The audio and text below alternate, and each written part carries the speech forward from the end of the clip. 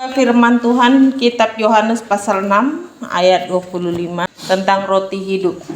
Kita baca bersama-sama 3, 2, 1. Roti hidup. Ketika orang banyak menemukan Yesus di seberang laut itu, mereka berkata kepadanya, "Rabi, bila mana engkau tiba di sini?" Yesus menjawab mereka, "Aku berkata kepadamu, sesungguhnya kamu mencari aku bukan karena kamu telah melihat tanda-tanda, melainkan karena kamu telah makan roti itu dan kamu kenyang. Bekerjalah bukan untuk makanan yang dapat binasa, melainkan untuk makanan yang bertahan sampai kepada hidup yang kekal, yang akan diberikan Anak Manusia padamu. Sebab dialah yang diberikan oleh Bapa Allah materainya." Lalu kata mereka padanya, "Apakah yang harus kamu perbuat supaya kami mengerjakan pekerjaan yang dikehendaki Allah?" Jawab Yesus pada mereka, "Inilah pekerjaan yang dikehendaki Allah, yaitu hendaklah kamu percaya kepada Dia yang telah diutus Allah." Maka kata mereka kepadanya, "Tanda apakah yang dapat engkau perbuat supaya dapat kami melihatnya dan percaya kepadamu?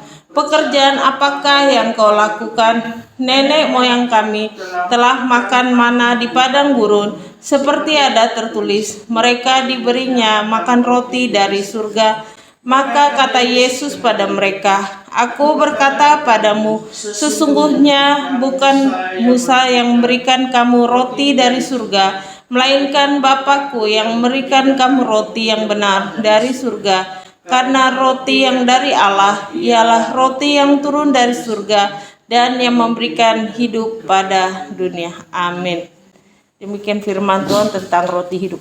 Roti merupakan kebutuhan, bahkan makanan untuk mengenyangkan. Ya, jadi roti itu merupakan santapan atau makanan. Tetapi firman Tuhan di sini ajarkan bahwa ada roti hidup yang kekal yang tidak akan pernah binasa sampai Tuhan menjemput kita pulang, yaitu roti itu adalah lambang dari kehidupan. Ya, jadi artinya kita itu memerlukan makan secara rohani, bukan hanya secara fisik, bukan hanya secara jasmani. Karena kalau secara fisik kita akan kenyang sementara, lalu kemudian bisa lapar lagi. Tetapi roti hidup ini merupakan roti secara rohani, adalah roti yang digambarkan dari surga yang turun. Nah, pada waktu zaman Israel dulu dikatakan bahwa firman Tuhan mengatakan bahwa ada roti mana yang diberikan kepada bangsa Israel. Ya, jadi pada saat itu Tuhan menurunkan roti mana dari surga. Ya, tapi roti itu memang kecukupan setiap hari bahwa mereka itu bisa makan. Besok lagi diturunkan. Oleh sebab itu roti itu tidak bisa diambil secara banyak, hanya khusus 1 hari dan 1 hari, karena kalau lebih dari itu dia tidak bisa disimpan lagi. Ya. Demikian juga kalau kita bicara roti hidup, ya berarti kita bicara yang dari surga yang turun. Firman Tuhan katakan Tuhan Yesus sendiri adalah firman yang menjadi manusia. Dia turun ke muka bumi ini, dia mengajar, dia melakukan banyak tanda dan mujizat, dan firman Tuhan juga katakan bahwa yang turun dari surga itu memberikan kecukupan. Ya, oleh sebab itulah ini menjadi iman kita, yaitu Yesus Kristus merupakan bagian daripada Roh Tuhan sendiri yang turun menjadi manusia. Firman Tuhan katakan bahwa ketika masa nenek moyang dulu diturunkan roti dari surga itu, mereka makan, ya, dan mereka menjadi kenyang, ya. Demikian juga kita secara rohani, kita butuh makanan ekstra untuk menguatkan iman kita. Karena apa? Masalah di dunia ini lika-likunya banyak. Tetapi terus kita meminta tanda dari Tuhan dan kita meminta petunjuk dari Tuhan supaya setiap hari itu kita dituntun. Yaitu firman Tuhan sendiri menjadi makanan di dalam pendewasaan rohani kita.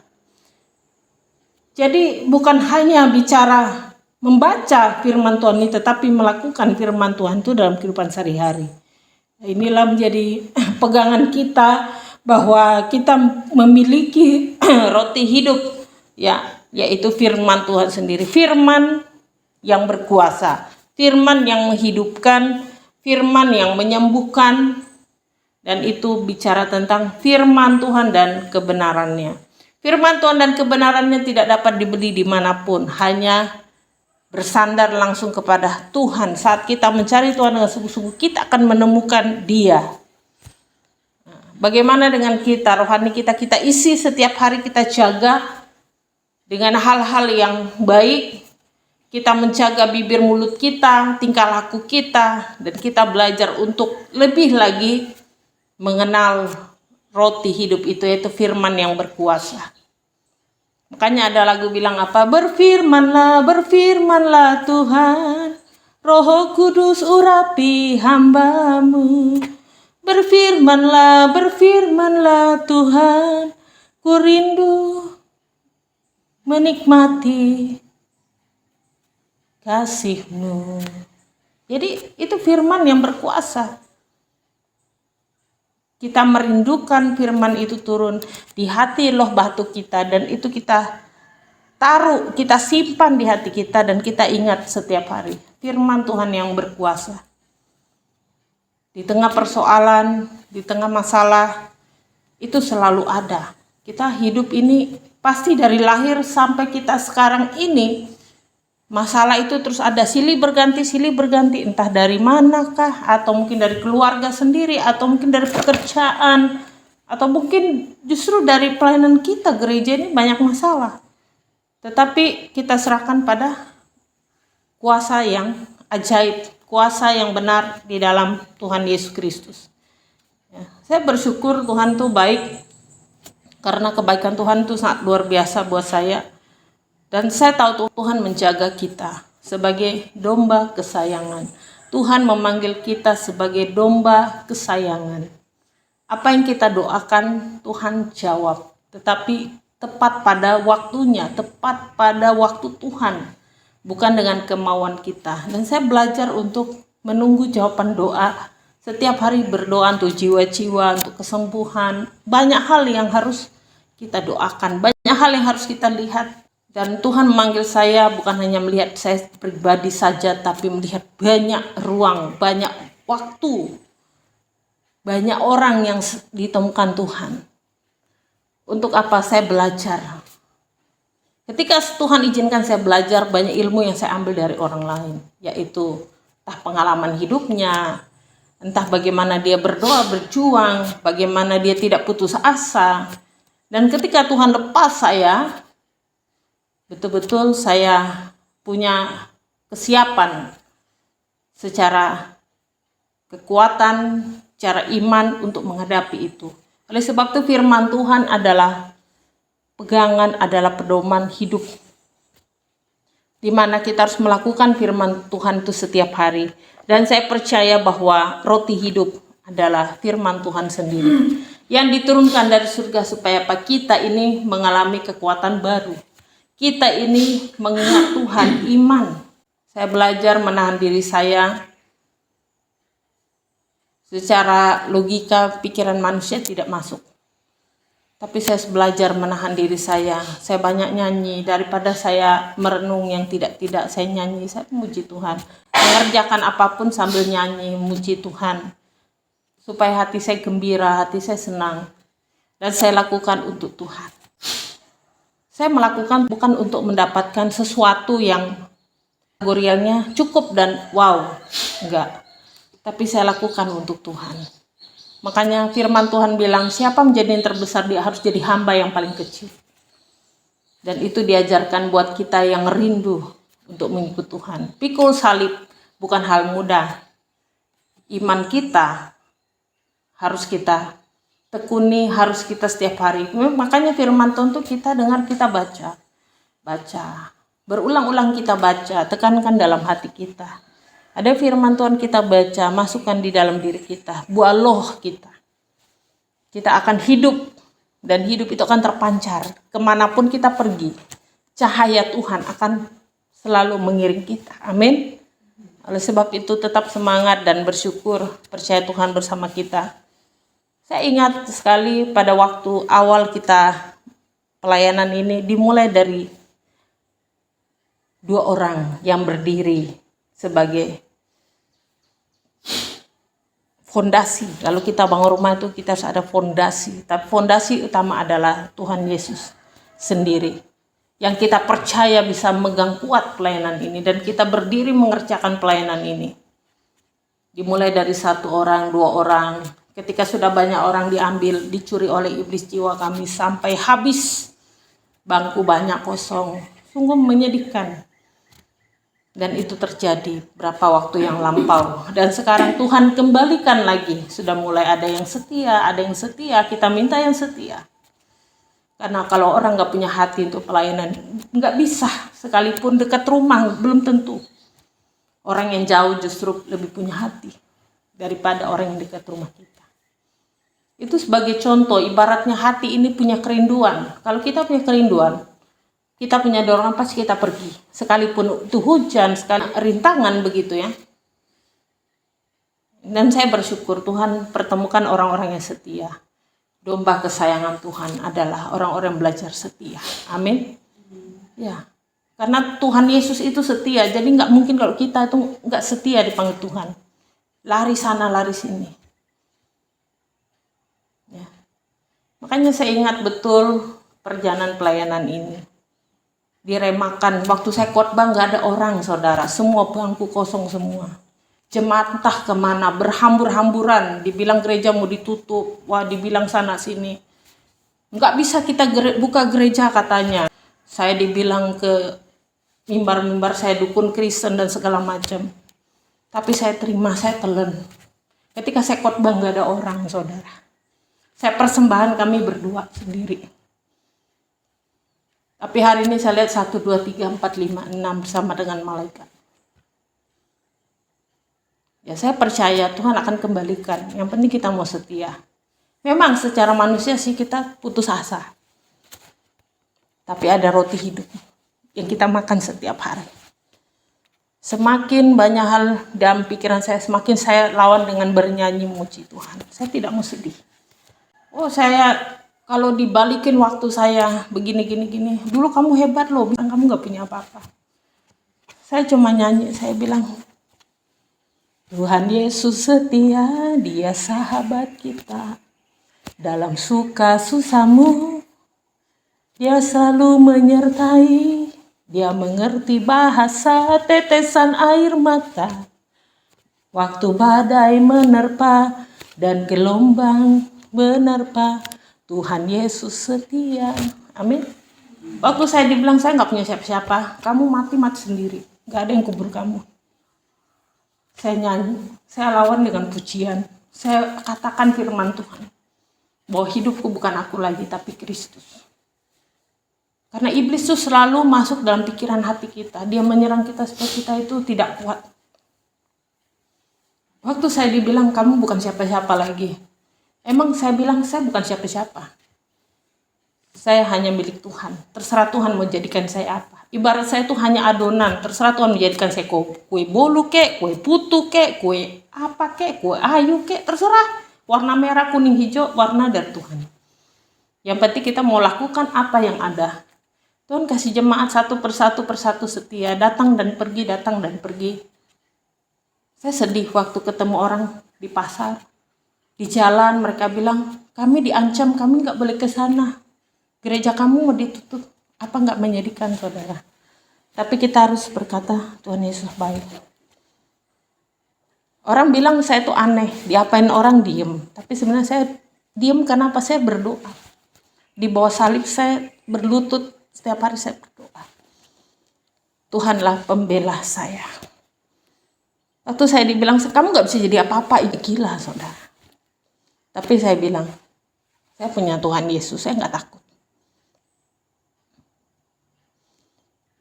Jadi iblis itu suka tanamkan yang enggak-enggak gitu di pikiran kita. Karena hal itu realita terjadi. Dan iblis suka menambah-nambahkan bumbu supaya kita ini semakin stres, semakin capek. Sampai bilang nggak ada artinya kamu gini. Tapi saya bilang udah, saya pasrah. Apa yang Tuhan mau kehendaki saya lakukan. Ibaratnya saya ini hanya kertas, terserah Tuhan mau tulis apa di hidup saya. Tapi saya tahu Tuhan Yesus itu baik. Dia selamatkan saya. Dia rampas saya, dia rebut saya dari penderitaan yang saya alami. Mau tidak mau saya harus keluar, saudara. Mungkin orang dunia bilang saya dulu wah hebat ya gini. Bayangkan sampai orang tidak tahu saya anaknya siapa. Bukan gak ada yang ngakuin, saudara. Karena saya gak mau ngaku-ngaku. Makanya saya hanya bisa bersyukur. Bersyukurlah saudara masih punya teman, sahabat, keluarga. Karena ada di antara kita yang gak punya siapa-siapa. Tapi kita punya Tuhan. Tapi Tuhan segalanya buat kita. Makanya saya suka lihat postingan ya. Orang tua ditaruh di panti jompo, dititipkan gak dijemput-jemput, sampai nangis. Hartanya begitu banyak ditinggalkan, rumahnya kosong. Anaknya taruh di panti jompo, tinggal bayar setiap bulan. Kemarin aku lihat ada rumah susun khusus orang panti jompo 3,5 juta per bulan. Belum yang lain-lain, belum kebutuhannya, itu masih bayar sewanya aja. Nah, mereka bilang ya sudah, kami sudah berusaha, kami sudah menyekolahkan anak kami sampai anak kami ke luar negeri. Tapi anak kami nggak peduli dengan kami. Anak kami lupa dengan kami, ya saya harus terima. Saya juga nggak mau merepotkan keluarga, siapa-siapa. Ya udah saya hidup sendiri sampai matinya di sini. Jadi jangan berpikir bahwa dengan gini saya kesepian. Enggak. Banyak kok orang yang punya keluarga, buktinya masih tinggal di panti jompo, masih kesepian juga. Walaupun temennya banyak. Tapi mereka menerima keadaan, mereka nggak bisa punya apa-apa. Itu hanya sementara. Jadi saudara, bukan hanya bekerja untuk yang sementara.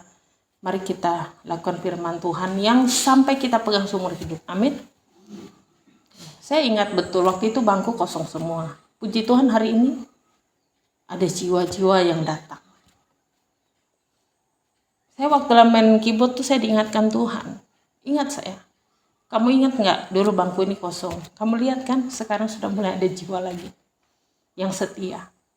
Yang mau taat. Yang mau nurut sama aku. Nurut sama Tuhan maksudnya. Perintah Tuhan. Seperti murid-murid Tuhan Yesus yang dipilih dari sekian banyak orang di dunia ini. Murid Tuhan Yesus yang dipilih, yang benar-benar. Tapi saya percaya Tuhan akan tambah-tambahkan lagi. Karena kita ini punya Tuhan. Jadi saya lawan dengan nyanyi. Iblis bilang kamu menderita, kamu sedih. Supaya membuat saya nangis. Saya sambil masak, sambil apa saya nyanyi. Ku berbahagia, yakin teguh, Yesus abadi kepunyaanku. Amin. Aku warisnya, ku ditebus, ciptaan baru Roh Kudus. Aku bernyanyi bahagia, memuji Yesus selamanya. Aku bernyanyi bahagia, memuji Yesus selamanya. Saudara harus pegang itu. Amin. Saudara ciptaan baru dan kudus. Bukan diriku lagi tapi Kristus. Yang lama sudah berlalu, sekarang yang akan datang. Berkat yang baru. Ketika saya nyanyi itu, perasaan galau saya hilang. Saya nyanyi. Saya menemukan jawaban sendiri. Saya lawan itu. Kadang saya sambil nyanyi, saya masak tahu, Tuhan tahu saya seperti ini, Tuhan lihat saya dari surga begini. Aku nyanyi lagi. Hatiku sukacita. Nggak sadar aku melakukannya dengan sukacita. Nggak sadar, udah siang, mau doa siang. Udah sore, mau doa sore. Coba aku hanya memikirkan diriku sendiri, sedih loh. Aku lawan itu semua setiap hari. Saya melakukan hal itu. Saya senang, lagu-lagu kidung itu sangat membangkitkan.